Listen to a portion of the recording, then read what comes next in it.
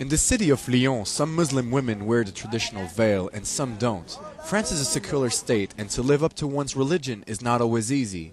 Naza Bouguera works in a nursing home. She moved to France in 1963. To do the 5 daily prayers required by Islam, she has to adapt her schedule. Before I go to work, I manage a prayer. Then, when I get home in the evening, I must catch up on all 4 prayers that I missed during the day. That's a lot of praying.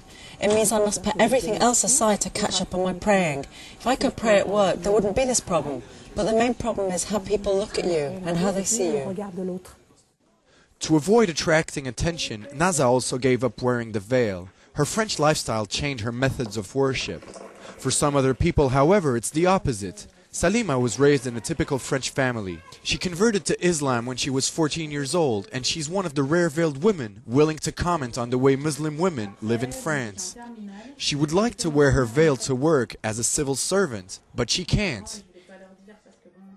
I think the law is quite restrictive, considering the fact that we live in a country that allows freedom of religion and all types of freedom. The law doesn't let us fully express our identity. Her new identity that was chosen and not inherited bothered some of her family members. Her father saw Muslim women as entirely submissive. Salima only halfway agrees. We are only ever submissive to God. We aren't under the command of a husband, a father or a brother, as some might think. There is a big difference in between culture and cult.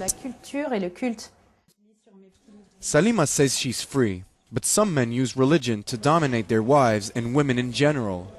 Marie-Martine Chambard fights this type of abuse through her organization, Women Against Integralism. There is a problem when discriminations occur. We live in a society that doesn't discriminate women from men, a society that doesn't give women a certain role because they are women, and that doesn't give men a certain role because they are men. Each does what they can, depending on their competence and capacities. So there's a problem when women feel discriminated, and they want out. When someone assigns them a role they don't want, and we all know that leads to tragedy.